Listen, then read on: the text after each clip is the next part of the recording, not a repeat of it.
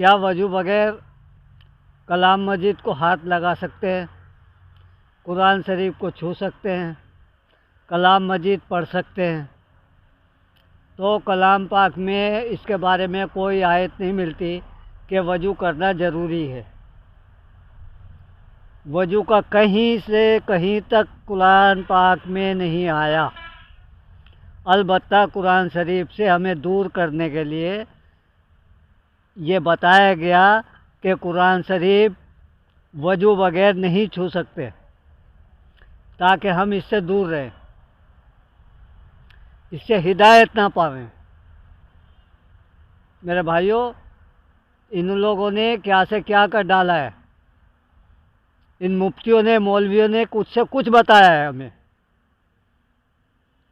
نماز کے بارے میں آیا ہے کلام پاک میں کہ ہاتھ کونیوں تک دھو، یہ دھو، پیر تک، پیر پنجے دھو، 3 بار یہ دھو۔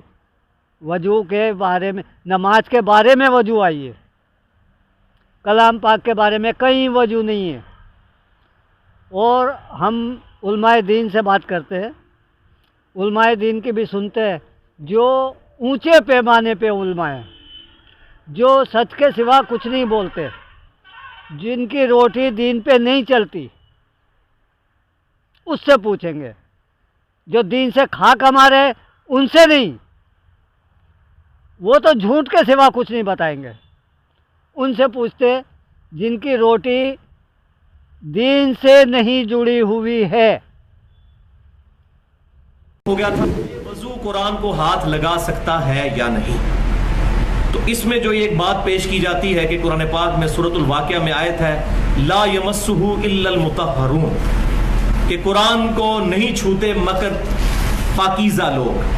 تو اس کانٹیکسٹ میں لوگ کہتے ہیں کہ جی وہ کچھ ضعیف روایتیں بھی ہیں کہ قرآن پاک کو بغیر وضو شخص ہاتھ نہیں لگا سکتا، لیکن ایسا کوئی مسئلہ قرآن و حدیث سے ثابت نہیں، بلکہ اگر اس آیت کا کانٹیکسٹ دیکھیں تو یہ چلتی ہے پیچھے سے، بسم اللہ الرحمن الرحیم، انہ لقرآن کریم فی کتاب مکنون لا یمسہ الا المطہرون تنزیل من رب العالمین۔ یہ کتاب جو ہے بڑی زبردست کتاب ہے، کریم کتاب ہے، جو کہ لوح محفوظ میں ہے، کتاب مکنون میں، اور وہاں اس کو نہیں چھو سکتے مگر پاکیزہ لوگ، اور یہ وہاں سے اتری ہے تیرے رب کی طرف سے۔ یعنی جو کافر اعتراض کرتے تھے کہ یہ قرآن جو ہے یہ شیاطین نے نازل کیا، اس کا رد ہے کہ شیاطین تو وہاں پہنچ ہی نہیں سکتے، یہ فرشتے اس کو چھوتے ہیں۔ تو یہ اس کانٹیکسٹ میں بات تھی، نہ کہ وضو کے کانٹیکسٹ میں۔ تو قرآن پاک کو بغیر وضو کے چھوا جا سکتا ہے، اور اس میں میرا درمیان کا اجتہاد ہے وہ یہ ہے کہ اگر کسی شخص نے تلاوت کی نیت سے قرآن پاک کو پڑھنا ہے، اس کی قرات کرنی ہے، تو وہ وضو کرے، کیونکہ وضو پروٹوکول ہے عبادت کا۔ البتہ اگر کسی نے قرآن کو سمجھنا ہے، اس کی تفسیر پڑھنی ہے، اس کا ترجمہ پڑھنا ہے، اس کے لیے وضو کوئی پروٹوکول نہیں ہے، اور انہی چکروں نے لوگوں کو جو ہے وہ وضو کے معاملے میں ڈال کے تو قرآن پاک سے دور کر دیا۔ یہ کتاب ہماری کتاب زندگی ہے، یہ ہماری ٹیکسٹ بک ہے، یہ ہر وقت ہمارے ساتھ ہونی چاہیے۔ آپ دیکھیں کرسچن جو مشنریز ہیں، انہوں نے ہر وقت اپنی بغل میں بائبل دبائی ہوتی ہے۔ قرآن پاک ہر وقت ہمارے ساتھ ہونا چاہیے۔ ہاں، جنوبی شخص کا معاملہ الگ ہے، جس پہ غسل فرض ہو، وہ آگے آ جائے گا، وہ نہیں ہاتھ لگا سکتا، لیکن جو شخص بغیر وضو کے ہے وہ اس کو ہاتھ لگا سکتا ہے۔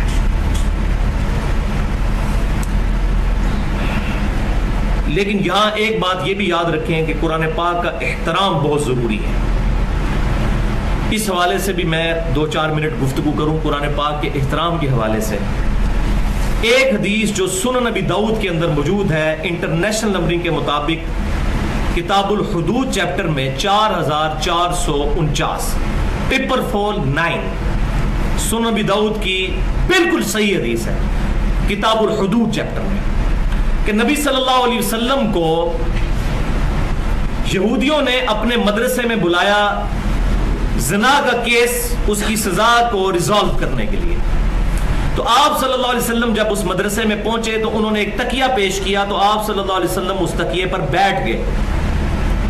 تھوڑی دیر بعد تورات لائی گئی، تو آپ صلی اللہ علیہ وسلم نے اپنی پیٹھ مبارک کے نیچے سے تکیہ نکالا، تورات کو اس تکیے پر رکھا اور خود زمین پر بیٹھ گئے۔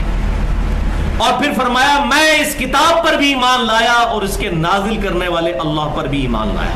حالانکہ وہ ٹیمپرڈ تھی, تحریف شدہ تورات. لہذا یہ جو مولویوں نے ایک ضعیف حدیث کی بنیاد پر, وہ میں بھی کسی زمانے میں بیان کرتا رہا ہوں کہ سیدنا عمر نے وہ تورات کے صفحے ہاتھ میں پکڑے تھے تو حضور ناراض ہو گئے, پکی ضعیف روایت ہے.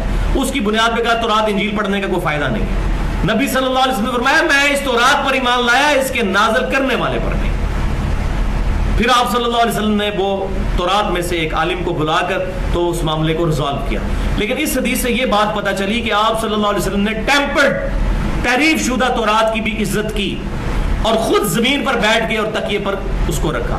تو ہمیں بھی قرآن پاک کو زمین پر نہیں رکھنا چاہیے, قرآن پاک کو تکیے پر یا کسی اونچی ریل وغیرہ پر. اسی لیے ہم یہاں پر درس جب ہوتا ہے تو ہم نے یہ تقریباً 200-250 روپے کی ایک ریل ہے جو ہم نے اتنی زیادہ منگوائی ہوئی ہے, ہزاروں روپے کی, تاکہ قرآن پاک کو یہ پروٹوکول دیا جائے کہ قرآن پاک کو بلند جگہ پر رکھا جائے, زمین پر نہیں رکھنا.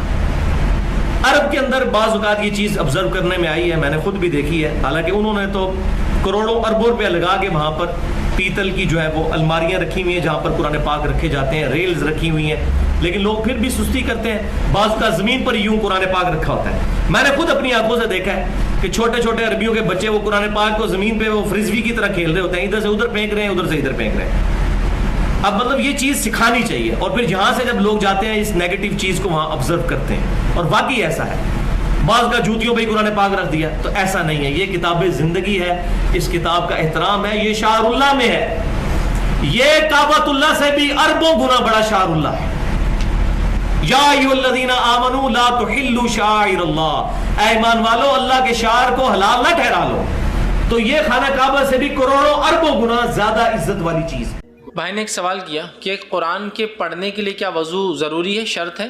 تو آئیے اس کی تفصیلات میں دے دیتا ہوں. سب سے پہلی چیز, اسلام میں 2 ہی عبادتیں ایسی ہیں جن کے لیے وضو شرط ہے, فرض ہے, کنڈیشن ہے, اس کے بغیر وہ عبادت نہیں ہوتی. پہلی نماز, دوسرا طواف.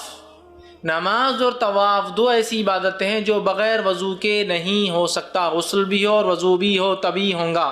اس کے علاوہ ساری عبادتوں کے لیے وضو سنت ہے, مستحب, ریکمنڈڈ ہے, مباح ہے, جائز ہے, بہت اچھی بات ہے, لیکن شرط, کنڈیشن اور فرض نہیں ہے. لہٰذا قرآن اس میں شامل نہیں ہے. قرآن کو وضو سے پڑھنا, اسی طرح ہر عبادت کو وضو سے کرنا اچھی بات ہے, لیکن شرط ایز اے کنڈیشن صرف 2 عبادتیں ہیں. سمجھ رہے آپ؟ تو لہٰذا قرآن کے لیے وضو ہونا کنڈیشن نہیں ہے, شرط نہیں ہے.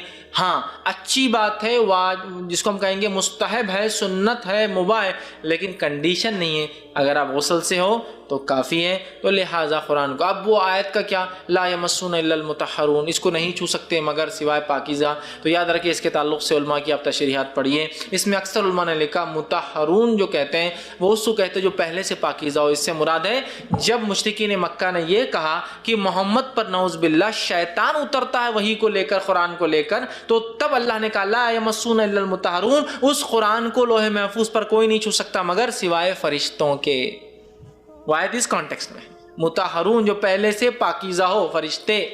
تو شیطان لے کر اترتا ہے, جو مشرکین کی ایک جو الزام تھا اس کے جواب میں آیت آئی, اس کو فرشتوں کے علاوہ کوئی نہیں چھو سکتا. اور اس کے علاوہ جو ہے عبداللہ ابن عباس کا قول ہے کہ وہ کہتے تھے کہ ضروری ہے, لیکن جہاں تک میں جانتا ہوں, میرا علم ہے, 2 ہی عبادتیں جس میں جو ہے عبادت میں وضو شرط ہے, ایز اے کنڈیشن ہے, اس کی عبادت نہیں ہوں گی, وہ ہے نماز اور طواف. اس کے علاوہ سب کے لیے سنت مستحب ہے. لیکن میں ہرگز یہ نہیں کہہ رہا ہوں کہ قرآن کو آپ ہمیشہ بغیر وضو سے پڑھیں, لیکن میں یہ کہہ رہا ہوں کہ وضو بغیر وضو سے بھی پڑھا جا سکتا ہے, اس لیے کہ یہ کنڈیشن نہیں ہے, شرط نہیں ہے. تو لہٰذا نماز اور طواف کے علاوہ ساری عبادتوں میں وضو مستحب ہے لیکن ضروری.